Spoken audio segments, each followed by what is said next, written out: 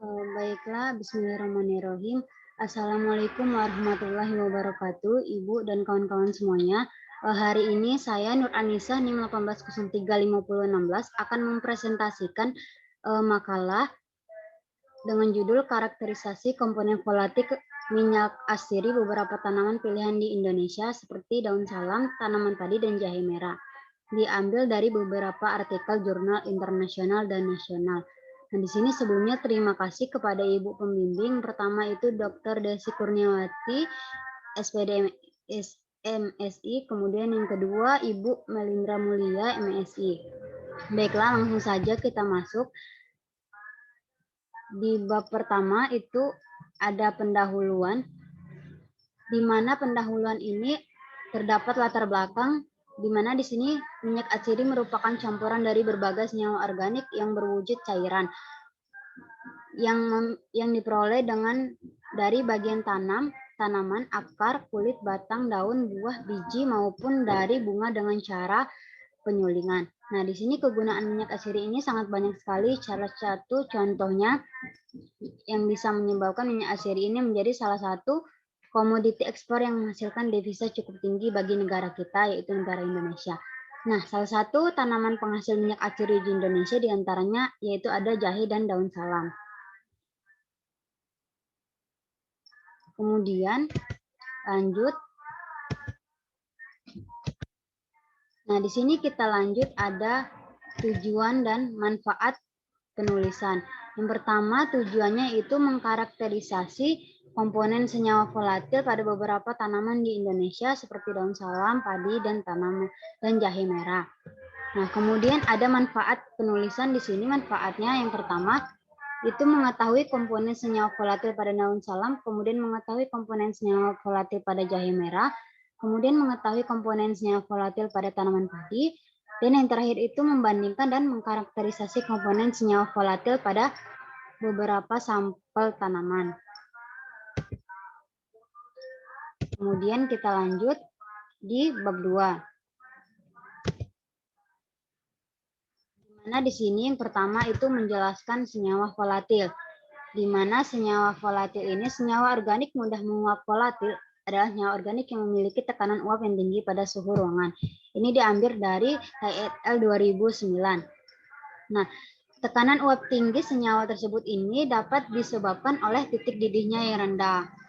Jadi, senyawa volatil ini biasanya dihasilkan mikroba memiliki fungsi beragam untuk kelangsungan hidup dalam lingkungannya.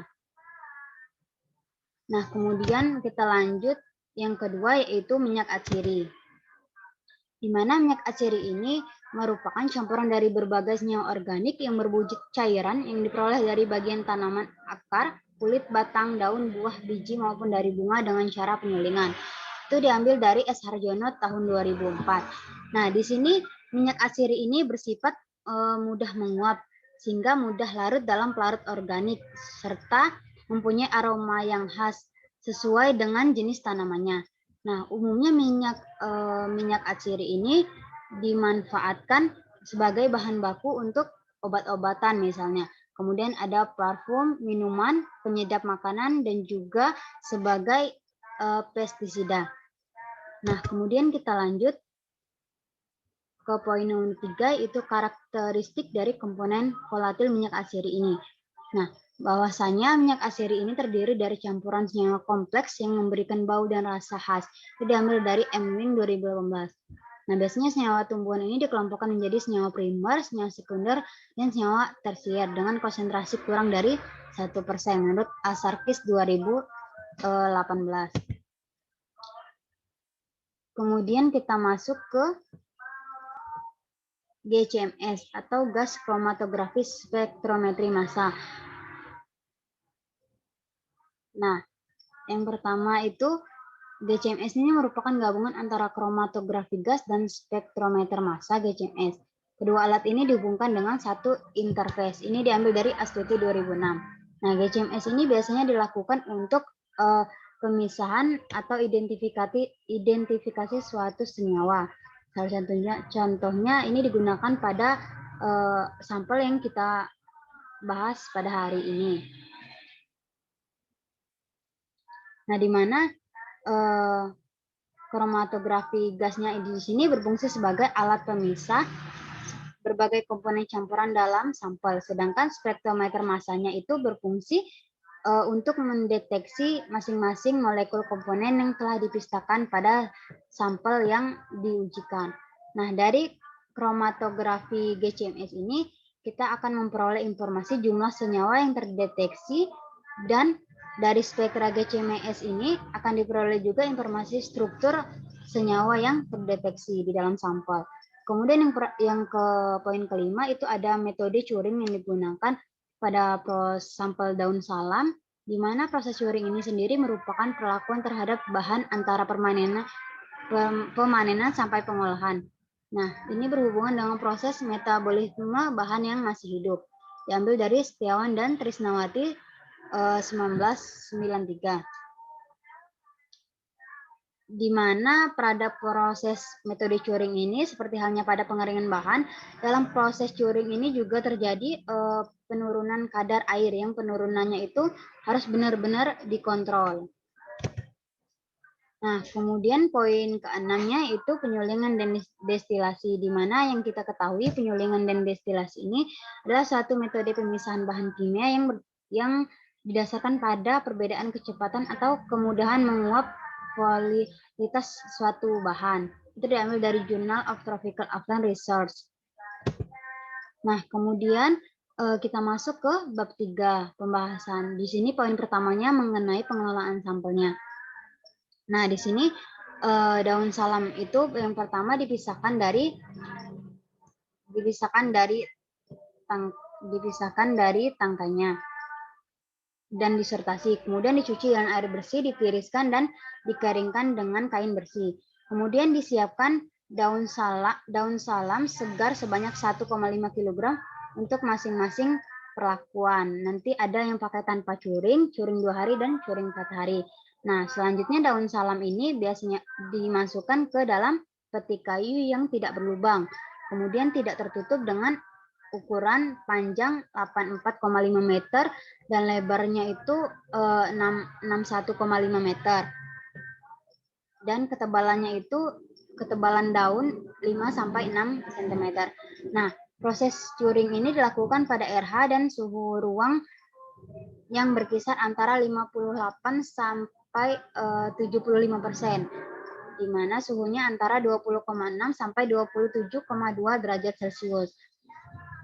Kemudian dilakukan pengadukan secara intensif setiap 3 jam. 3 jam sekali itu harus dilakukan proses pengadukan. Nah, lama proses curing yang dicobakan yaitu 0,0 hari, 2 hari, dan 4 hari. Yang paling lama itu 4 hari. Kemudian masuk ke tanaman padi, di mana tanaman padi ini dipersiapkan dengan menggunakan bibit padi dari varietas yang rentan terhadap WBC, yaitu IR64. Nah, benih padi direndam dalam air selama 24 jam, kemudian dicuci dengan air dan dikeringkan atau dianginkan selama 24 jam. Nah, biasanya di sini untuk memperbanyak WBC ini, benihnya itu disemai ke beberapa wadah plastik gitu dengan ukuran 15 cm diameternya, kemudian tingginya itu 3 cm. Kemudian diisi dengan tanah dan ditambahkan air secukupnya. Biasanya wadah plastik ini akan diselubungi dengan plastik transparan dengan tingginya 50 cm dan bagian atasnya itu ditutup dengan kain kasa. Nah, kemudian sampel yang terakhir itu jahe, di mana pengelolaan jahe merah ini diawali dengan penimbangan bahan padat sebanyak 100 gram dan hidrosol 100 ml. Peralatan yang digunakan itu destilasi dan cleaving aparatus dirangkai. Kemudian sampel dan air dalam labu itu dididih, direbus menggunakan hot plate hingga mendidih. Kemudian langkah terakhir dilakukan penyulingan minyak atsiri dari jahe merah tersebut. Nah, setelah dilakukan pemisahan dan penyulingan dari berbagai metode yang telah dijelaskan tadi, dapatkanlah hasilnya, di mana hasil yang pertama itu mengenai daun salam. Di sini kita bisa melihat komposisi ekstrak flavor daun salam di beberapa proses curing, di mana dari hasil ini menunjukkan bahwa menunjukkan bahwa proses curing itu mengakibatkan perubahan komposisi senyawa dalam ekstrak flavor daun salam, di mana ekstrak flavor daun salam hasil curing 0 hari itu terdiri dari 29 senyawa. Kemudian hasil curing 2 hari terdiri dari 32 senyawa. Kemudian hasil curing 4 hari terdiri dari 26 senyawa. Nah, kemudian kita masuk ke hasil dari jahe. Di sini kita bisa melihat sampel ada kadar airnya berapa persen dan kadar minyak atsirinya berapa persen. Di sini kadar minyak atsiri untuk jahe merah segar itu sebesar 2,2%. Jahe merah kering 3,4% dan serbuk jahe merah itu 1,4%.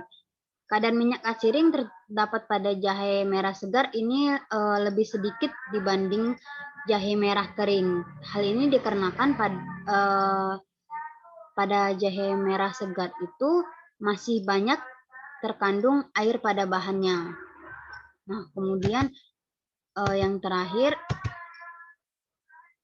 dari tanaman, proporsi komponen senyawa volatil dominan dari ekstrak tanaman padi kita bisa lihat sendiri di sini ada beberapa senyawa dominan yang muncul.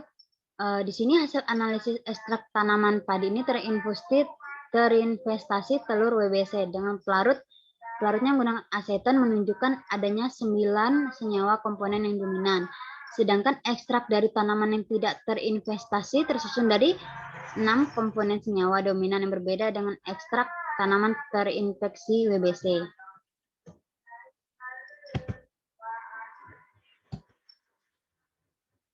Nah, itulah hasil yang pada beberapa artikel yang diambil. Kemudian kita masuk ke bagian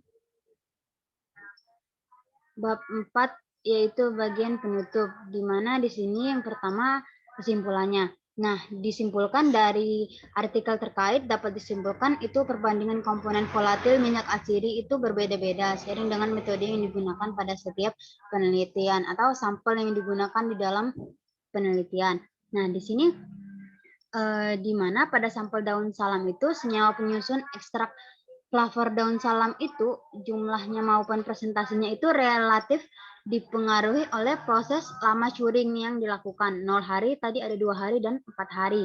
Nah, ekstrak flavor hasil curing 0,0 hari, 2 hari, dan 4 hari ini berturut-turut mengandung yang 0 harinya terdapat 29 senyawa, 2 harinya terdapat 32 senyawa, dan yang 4 harinya terdapat 26 komponen senyawa volatil.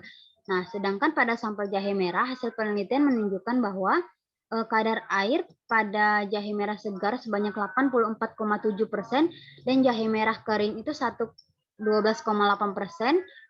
Kadar minyak atsiri jahe merah segar itu sebesar 2,2% dan jahe merah kering 3,2%. Dan terakhir pada sampel tanaman padi dinyatakan bahwa senyawa volatil yang terdapat pada ekstrak tanaman padi yang terinvestasi telur WBC terdiri atas 16 komponen. Nah, kemudian tiba di bagian poin keduanya yaitu saran. Nah, di sini penulis memberikan saran bahwa perlu adanya metode penelitian lebih lanjut mengenai karakterisasi dari komponen senyawa volatil minyak atsiri di beberapa sampel. Karena penulis di sini melihat bahwa dari artikel yang terkait itu hanya sedikit yang memaparkan mengenai karakterisasi yang khas dari senyawa volatil ini sendiri.